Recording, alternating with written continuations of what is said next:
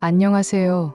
저는 박선이라고 합니다. 올해로 60이 되었네요. 인생을 살다 보면 참 많은 일들이 일어나지만 저는 지금도 그날의 기억을 잊을 수가 없습니다. 제가 20살이 되던 해 우리 가족에게 큰 충격이 찾아왔습니다. 바로 아버지가 갑작스럽게 세상을 떠나신 것이죠. 그날 이후 우리 가족의 삶은 완전히 달라졌습니다. 아버지가 돌아가신 후 어머니는 홀로 저와 남동생 명준이를 책임지셔야 했습니다. 어머니는 그 충격 속에서도 생활비를 벌기 위해 작은 식당을 열었어요. 아무리 강한 어머니라도 그 당시의 고생과 힘든 상황은 이루 말할 수 없었죠. 저와 명준이는 각자 나름의 방식으로 그 슬픔과 어려움을 이겨내려 했습니다. 그때부터 우리 가족은 새로운 삶을 살아가야 했습니다. 제가 간호대에 다니던 시절이었고 명준이는 아직 중학생으로 어렸으니까요. 어머니는 누구보다 강한 분이셨지만 가정의 무게를 혼자 감당해야 했고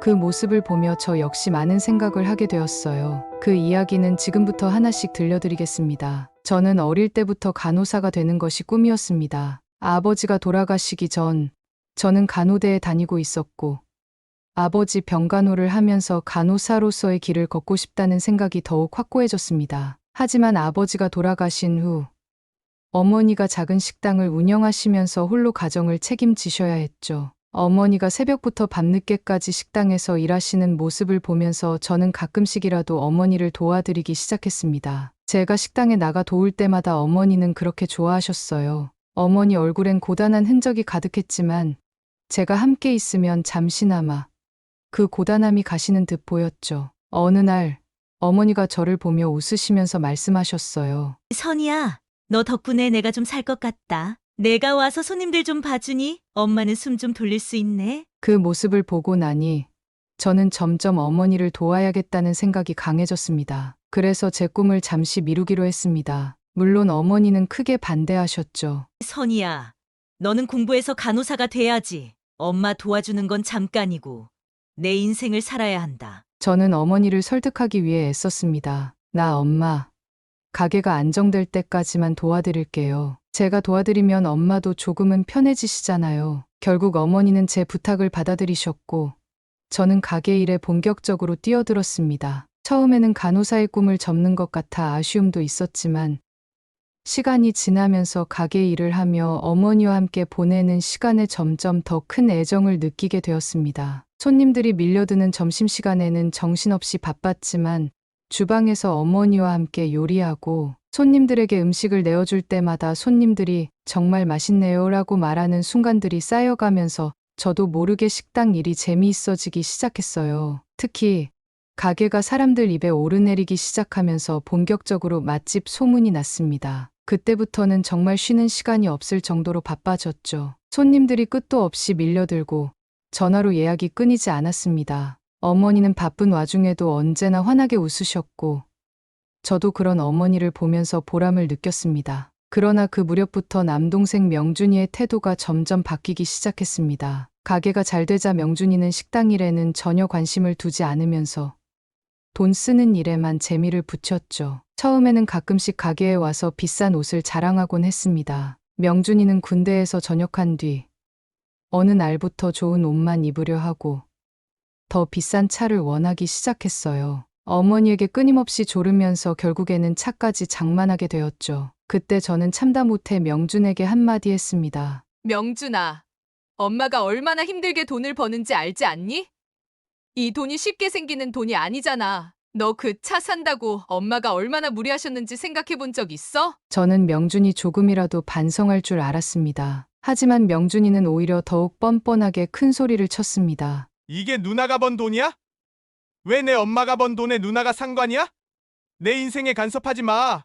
그 말을 듣고 저는 기가 막혔습니다. 어머니가 어떻게 그 돈을 벌었는지 명준이는 전혀 이해하지 못하고 있었습니다. 저는 계속 무언가 더 말하고 싶었지만 결국 참기로 했습니다. 어머니가 명준이의 선택을 받아들이신 이상 제가 더 말해봤자 상황이 달라지지 않을 거라는 걸 알고 있었으니까요. 어머니는 언제나 명준에게 관대하셨고 명준이는 그 어머니의 사랑을 마음껏 이용하고 있었습니다. 그때부터 저는 명준이와 점점 더 멀어졌습니다. 그는 언제나 돈만 요구할 뿐 가게나 집안일에는 전혀 관심을 두지 않았어요. 대신 비싼 차를 타고 다니며 자신이 더 잘 나가는 것처럼 보이기만을 원했죠. 가게에 손님이 북적일 때도 명준이는 와서 손님들에게 비싼 차 자랑을 하거나 새로 산 명품 옷을 입고 다니며 자기 자랑에만 몰두했습니다. 그때 저는 속으로 정말 이 아이는 끝까지 자기밖에 모르는구나라는 생각을 했습니다. 어머니가 그런 명준이를 너무나 사랑하시는 것도 알았지만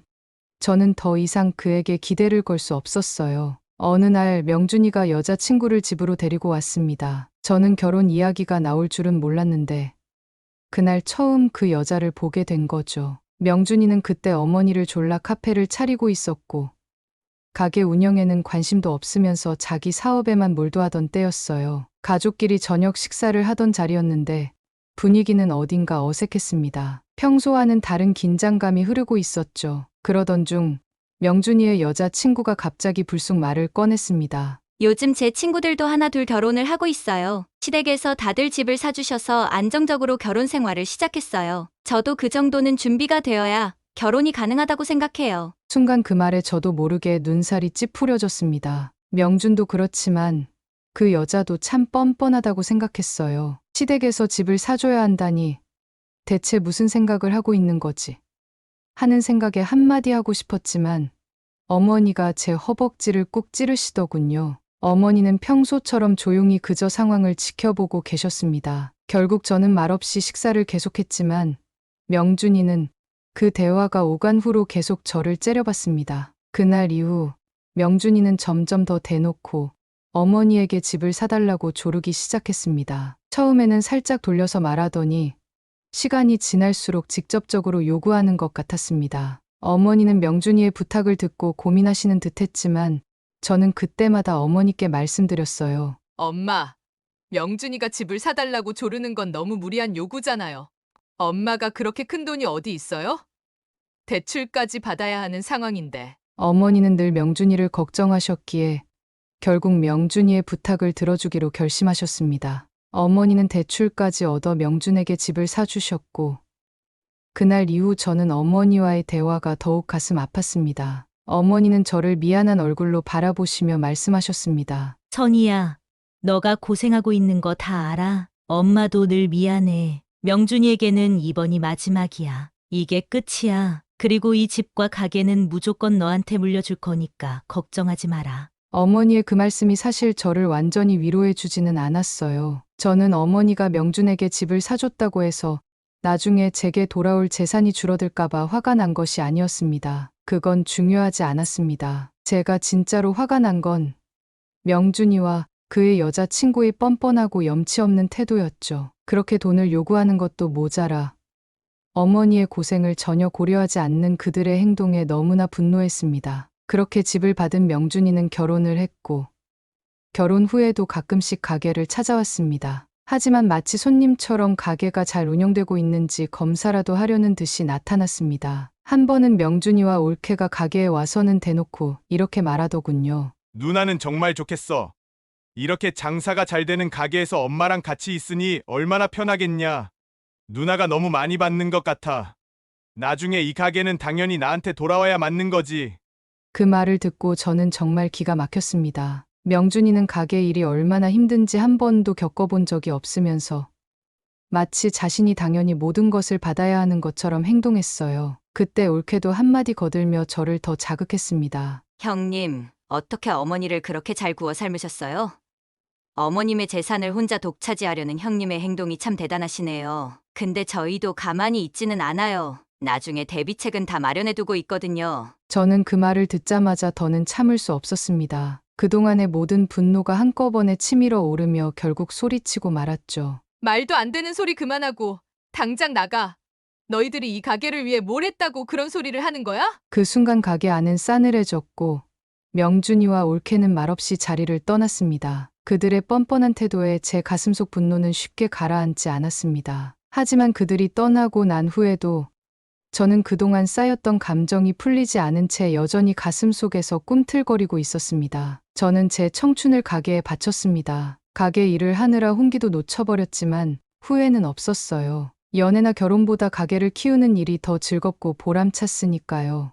어머니와 함께 가게를 운영하며 하루하루 손님들로 북적이는 모습을 보는 게 저에겐 큰 행복이었어요. 하지만 어머니의 마음은 그렇지 않으셨나 봅니다. 늘 저만 보면 어머니는 말씀하셨죠. 선이야, 이제 그만 가게 일해서 손 떼고 좋은 사람 만나서 즐겁게 연애도 하고 결혼도 해라. 너도 내 인생을 살아야지. 저는 그때마다 웃으면서 넘겼습니다. 연애나 결혼에 별로 관심이 없었거든요. 가게가 쉬는 날이면 어머니와 함께 쇼핑도 하고 맛있는 걸 먹으러 다니는 것만으로도 충분히 행복했어요. 어머니와 저는 정말 서로에게 없어서는 안 될 존재였죠. 어머니도 그런 제가 고맙다며 항상 함께 시간을 보내주셨습니다. 하지만 10년 전 그 일이 일어나고 말았습니다. 바로 어머니가 교통사고를 당하신 것이었죠. 그날은 제 인생에서 가장 끔찍한 날이었습니다. 어머니는 그 사고로 의식을 잃고 병원에서 깨어나지 못하셨어요. 저는 그야말로 하늘이 무너지는 기분이었습니다.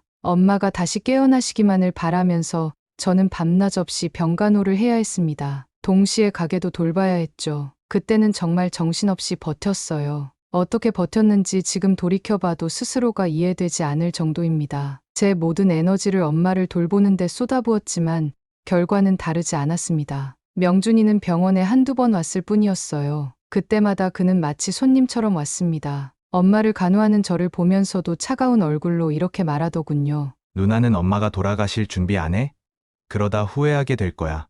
그 말을 듣는 순간 저는 너무나 화가 났습니다. 아직 어머니가 의식을 찾지도 못한 상황에서 명준이는 벌써부터 그런 말로 저를 조롱하고 있었으니까요. 엄마가 돌아가시긴 왜 돌아가셔? 너 미쳤어?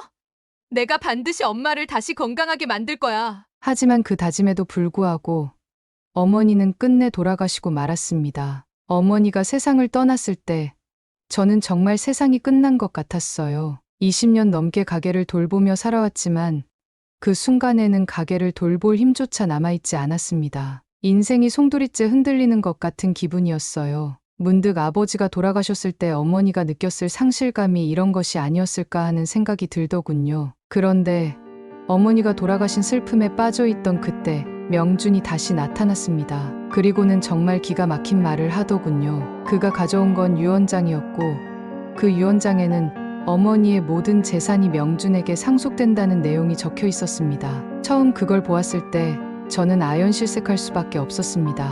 이제는 내 차례야. 엄마 재산 전부 나한테 상속된다고 했어. 가게도, 집도, 심지어 엄마가 모아둔 현금도 전부. 누나는 여기서 당장 나가야 할 거야. 그 말에 저는 얼어붙은 채 믿을 수가 없었습니다. 제가 평생을 어머니와 함께 지켜온 가게와 집이 그저 이 유언장 한 장으로 명준에게 넘어가게 되다니요. 그러자 명준이는 뻔뻔한 얼굴로 저를 비웃으며 말했습니다. 누나, 이제 너도 깨달아야지. 엄마는 결국 나한테 다 주고 싶으셨던 거야. 너는 고생하느라 혼자 살면서 인생 다 망친 거고. 하지만 난 아니야. 내 인생은 이제 시작이거든. 그러니까 당장 이 집에서 나가라. 그 옆에서 옳게도 얄밉게 한마디 보탰습니다. 형님, 이제까지 형님이 어머님을 얼마나 잘 구워 삶으셨나 몰라요. 그런데 어머님도 결국은 우리 명준 씨에게 모든 걸 주시기로 마음먹으셨네요. 형님은 이제 그만 자리를 비워주셔야겠죠? 저희는 이 집도 팔고 가게도 넘길 계획을 세워놨어요. 그들의 말을 들으면서 저는 피가 거꾸로 솟는 기분이었어요. 도저히 참을 수 없었습니다. 그들이 입 밖으로 내뱉는 그 모든 말이 너무나도 모렴치하고 사악하게 느껴졌습니다. 결국 저는 더는 참지 못하고 소리쳤습니다. 말도 안 되는 소리 그만하고 당장 나가. 너희가 뭘 했다고 이 집과 가게를 차지하려는 거야? 엄마가 어떻게 이 가게를 일궈 오셨는지 알기나 해. 명준이는 비웃듯 고개를 돌리며 저를 쳐다봤습니다. 누나, 누가 뭐라고 하든 이 가게도 집도 이제 내 거야. 엄마가 남긴 유언장이 증명해 주잖아? 그러니까 착각하지 말고 빨리 좀 싸.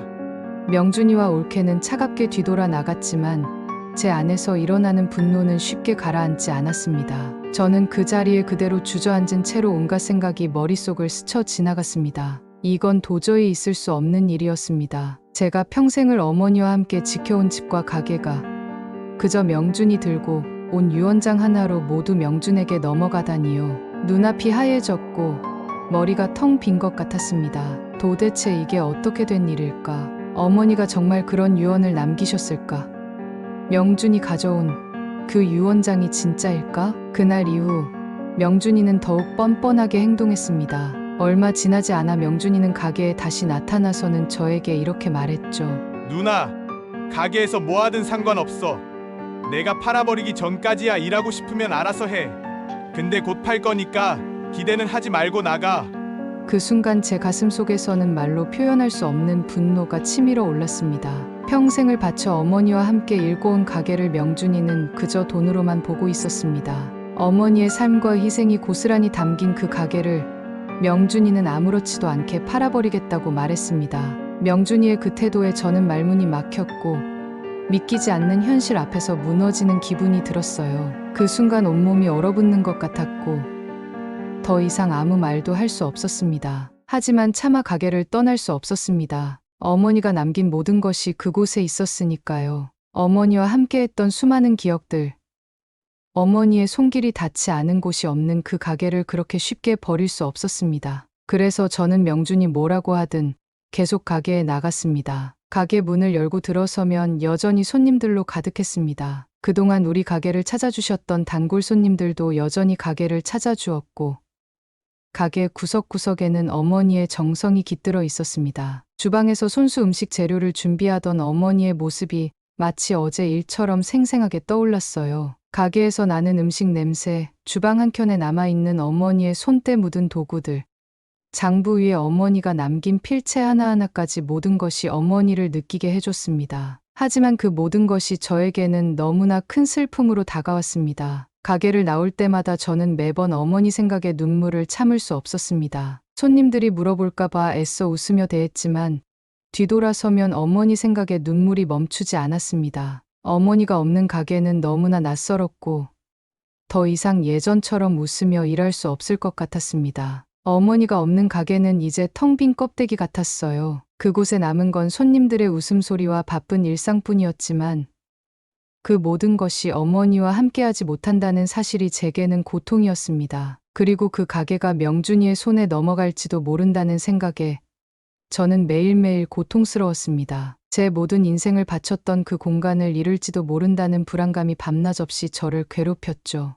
어느 날 평소처럼 가게 장부를 정리하다가 나는 우연히 봉투 하나를 발견했습니다. 그 봉투에는 분명히 선희에게라고 적혀 있었어요. 그 글씨를 보는 순간 숨이 턱 막히는 기분이 들었습니다. 익숙한 그 글씨체는 바로 어머니의 것이었죠. 가슴이 뛰기 시작했습니다. 어머니가 나를 위해 남기신 편지라니 상상도 못한 일이었어요. 손이 떨려서 봉투를 열기도 힘들었지만 조심스럽게 봉투를 찢어 편지를 꺼냈습니다. 눈앞에 펼쳐진 어머니의 글씨. 편지를 한자 한자 읽어 내려가며 제 눈에는 어느새 눈물이 고여 있었습니다. 선희야, 이렇게 편지를 너에게 쓴 것이 아마 처음일 것 같구나. 엄마는 이런 글을 남기는 게 어색하지만 꼭 해야 할 말들이 있어서 이렇게 적어본단다. 엄마는 45세의 아빠를 잃고 정말로 앞이 보이지 않았단다. 그때부터 어떻게 너희 남매를 책임질지 엄마 스스로도 확신이 없었어. 그런데 내가 엄마 곁에 있어 주었기 때문에 엄마는 이 생을 포기하지 않고 버텨낼 수 있었단다. 지금 이 가게가 이렇게 커지고 우리가 이곳에서 너희 남매를 아쉬움 없이 키울 수 있었던 건 모두 내 덕분이야. 너 없었으면 엄마는 진작에 포기해버렸을 거야. 정말로 그렇단다. 너는 엄마의 기둥이었고 엄마에게는 세상 무엇보다 소중한 존재였단다.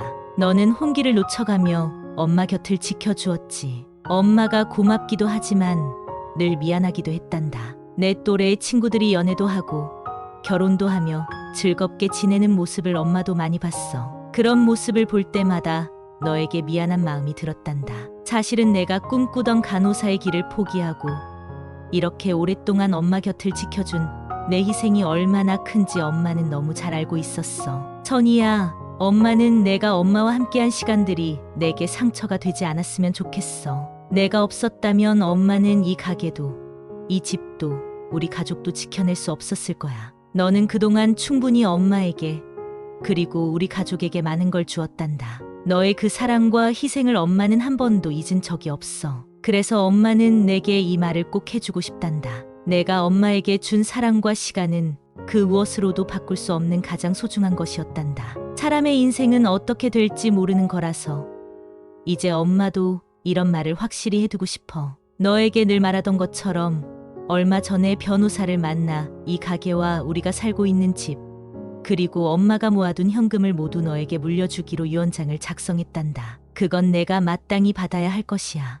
내가 이 모든 시간 동안 엄마와 함께하며 얼마나 많은 사랑과 희생을 해주었는지 엄마는 누구보다 잘 알고 있단다. 그래서 엄마는 이 유언이 당연하다고 생각해. 명준이에게는 그동안 엄마가 충분히 해줬다고 생각해. 명준이는 이미 엄마로부터 충분히 도움을 받았고 이제는 그가 혼자서 스스로의 길을 걸어야 할 때라고 생각한단다. 더 이상 엄마가 그를 돕는 것이 명준이의 인생에 도움이 되지 않을 것 같아. 그래서 명준이에게는 더 이상 아무것도 물려주지 않기로 했단다. 그게 명준이에게 진정으로 필요한 일이기도 하니까. 천이야, 엄마는 너를 정말 사랑한단다. 엄마가 이 세상에서 가장 사랑하는 사람은 바로 너야. 남은 세월은 엄마와 함께 더 행복하게 살자꾸나. 저는 편지를 다 읽고도 한동안 그 자리에 멍하니 앉아 있을 수밖에 없었습니다. 손에 쥐고 있는 편지가 너무나 무겁게 느껴졌어요. 어머니의 필체가 고스란히 담긴 그 글씨 하나하나가 제 마음을 찌르는 듯했습니다. 저는 천천히 손으로 편지지를 쓰다듬으며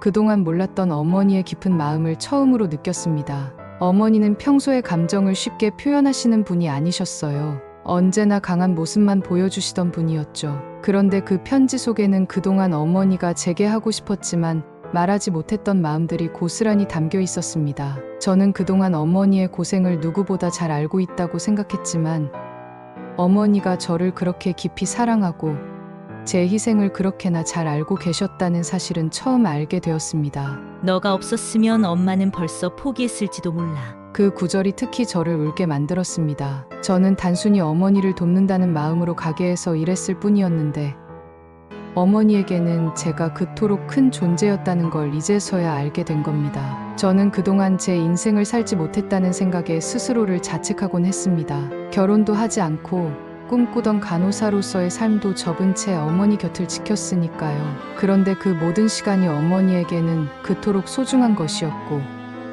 어머니의 삶을 지탱해준 힘이었다는 걸 알게 되니 그동안의 시간이 결코 헛된 것이 아니었음을 깨닫게 되었습니다. 편지를 읽으며 제 마음속에 맺혀있던 모든 원망이 녹아내리는 것 같았습니다. 그동안 제가 어머니에게 받은 사랑을 다시금 느끼게 되었고 어머니가 제게 해주신 말들이 너무나도 따뜻하게 다가왔습니다. 저는 그 자리에서 한참을 울었습니다. 세상이 온통 무너진 것만 같았던 저에게 이 편지는 어머니가 제 곁에 다시 돌아와 주신 것 같았어요.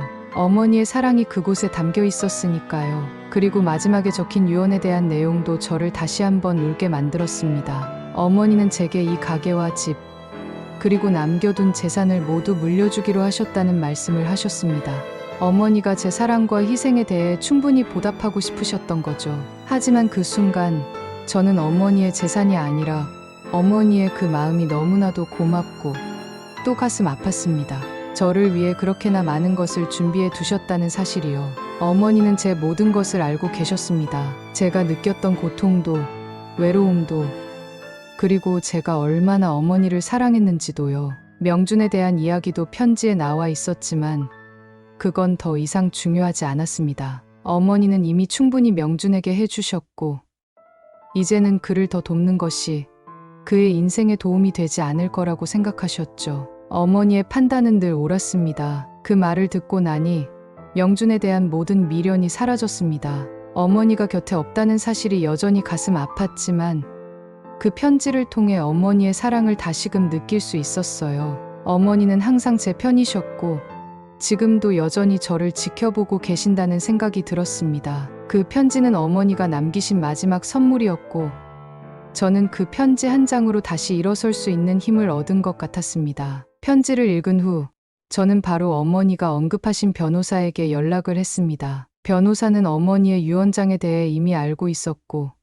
제가 만나러 오기만을 기다리고 있었습니다. 저는 그분을 찾아가 어머니가 남기신 편지와 명준이 들고 온 유언장에 대해 상세히 이야기했죠. 변호사는 편지를 읽어본 뒤 차분하게 말했습니다. 선희 씨, 어머님께서 남기신 유언장은 확실히 법적으로 유효한 서류입니다. 어머님께서 직접 저를 찾아오셔서 작성하신 것이고 증인도 확실하게 있습니다. 명준 씨가 들고 온 유언장은 제가 알지 못하는 문서인데 어머님이 제게 유언장 하나만 남기셨기 때문에 다른 유언장이 있을 리 없습니다. 변호사의 설명에 저는 명준이 들고 온 유언장이 가짜라는 확신이 들기 시작했습니다. 하지만 그 문서가 정말 위조된 것이라면 법적으로 어떤 절차가 필요한지 물어보았습니다. 변호사는 한숨을 쉬며 설명을 이어갔습니다. 만약 명준 씨가 들고 온 유언장이 위조된 것이 확인된다면 이는 명백한 사문서 위조에 해당합니다. 사문서 위조는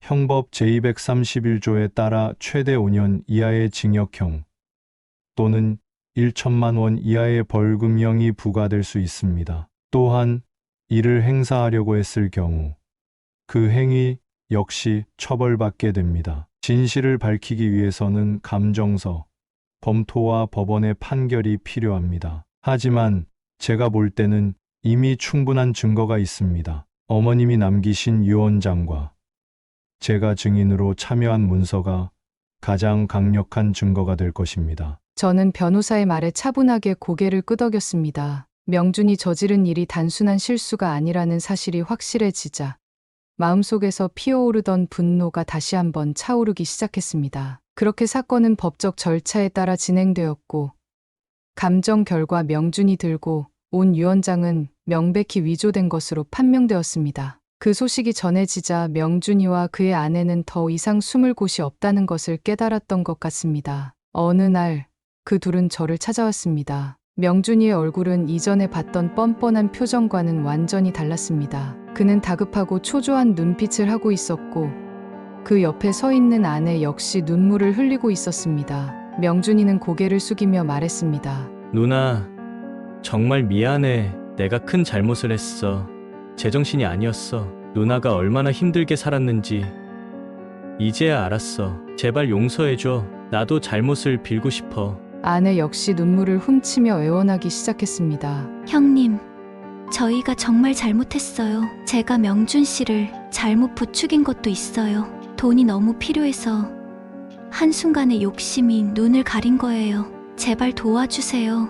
우리를 버리면 안 돼요. 도와주세요. 두 사람은 제 앞에서 무릎까지 꿇으며 용서를 빌었습니다. 눈물이 얼굴을 타고 흘러내리는 모습을 보면서도 저는 이상하게 아무런 감정도 들지 않았습니다. 예전 같았으면 그들의 눈물에 마음이 약해졌을지도 모르겠지만 지금은 그럴 수 없었습니다. 그들이 저지른 일은 단순한 실수가 아니었습니다. 그들은 어머니의 사랑을 배신하고 제 인생과 어머니의 유산을 망치려 했습니다. 저는 냉정하게 그들을 바라보며 말했습니다. 내가 한 일이 얼마나 큰 잘못인지 알긴 하니? 나뿐만 아니라 돌아가신 엄마에게도 씻을 수 없는 죄를 저질렀어. 너희는 어머니가 이룬 모든 걸 돈으로만 보면서 그걸 가로채려고 했어. 그동안 엄마가 얼마나 너희를 위해서 노력했는지 내가 잘 알지 않니? 그럼에도 불구하고 너는 그 고마움을 조금도 생각하지 않았어. 명준이는 흐느끼며 다시 용서를 구했지만 저는 차갑게 말을 이었습니다. 너희가 잘못을 뉘우치는 건 이제 상관없어. 이미 너무 늦었어. 내가 널 용서한다고 해서 내 죄가 없어지는 것도 아니야. 너희는 법적 처벌을 받아야 해. 그리고 그동안 어머니에게 줬던 상처와 나에게 저질렀던 모든 배신에 대해서도 그 대가를 치러야 해.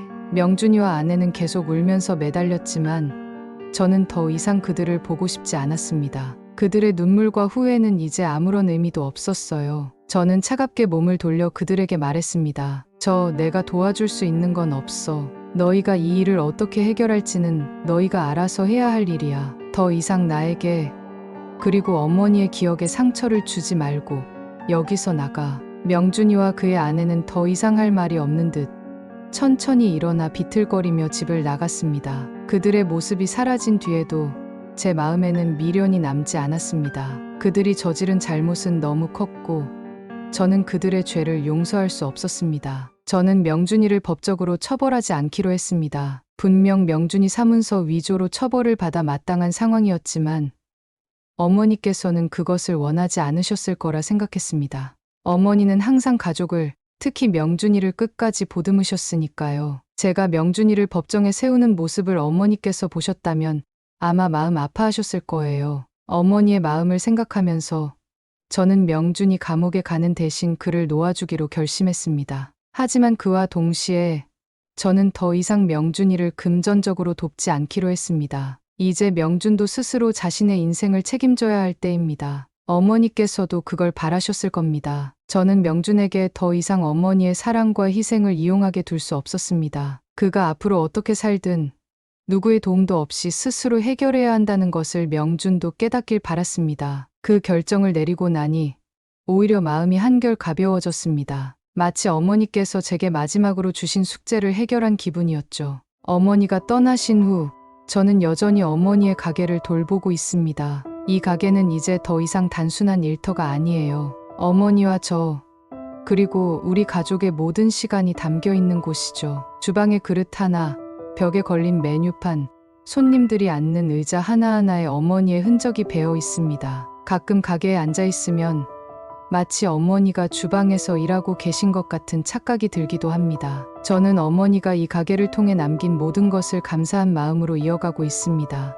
어머니가 가르쳐 주셨던 그 마음으로 손님들을 대하고 음식을 준비하는 순간순간이 소중하게 느껴집니다. 그게 제가 어머니에게 할 수 있는 마지막 보답이겠지요. 그리고 어머니가 제게 물려주신 재산은 시간이 흘러 점점 더 커져가고 있습니다. 그 재산을 어떻게 사용할지 생각하던 저는 이젠 그 돈을 사회에 환원할 계획을 세웠습니다. 어머니처럼 절박한 상황에 놓인 사람들에게, 또 저처럼 자신의 꿈을 미루고 다른 일을 위해 희생하는 사람들에게 도움이 되고 싶었거든요. 그래서 저는 장학재단을 설립하기 위해 준비 중입니다. 저도 못 이룬 꿈이 있지만 다른 이들이 그 꿈을 이룰 수 있도록 돕고 싶습니다. 이제 제 인생은 어머니의 사랑과 가르침을 다른 이들과 나누는 일이 될 것입니다. 어머니가 제게 남긴 유산은 재산만이 아니라 그분의 삶 그 자체였고, 그 마음을 이어받아 저도 앞으로의 삶을 살아갈 겁니다. 저는 매일 아침 가게 문을 열 때마다 속으로 조용히 어머니께 인사를 드립니다.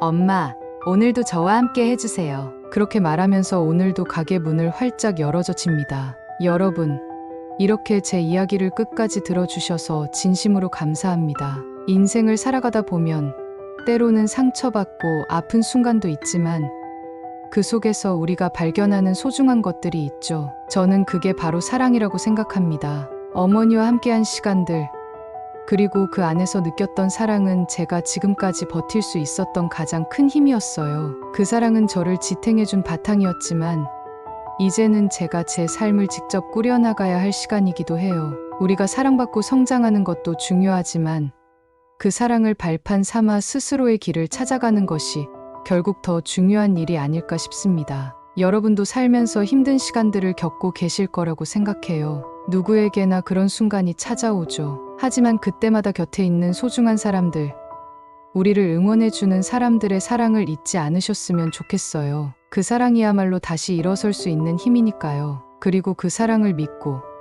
앞으로 나아가시면 좋겠어요. 저는 그 사랑 덕분에 여기까지 올 수 있었고 앞으로도 그 마음을 간직한 채 제 인생을 살아갈 겁니다. 우리 모두 각자의 길을 걸어가고 있지만 그 속에서 사랑과 따뜻함을 잊지 않고 나아가면 좋겠어요. 서로가 서로에게 힘이 되고 또 그 사랑을 나누며 더 아름다운 삶을 만들어가는 것, 그것이 인생의 가장 큰 의미가 아닐까 합니다. 여러분도 언제나 힘내시고 사랑하는 사람들과 함께 따뜻한 하루하루를 보내시길 진심으로 바랍니다. 각자의 인생 속에서 소중한 것들을 찾으시길 바랍니다. 끝까지 들어주셔서 정말 감사드립니다. 여러분 모두 행복하시길 바라요.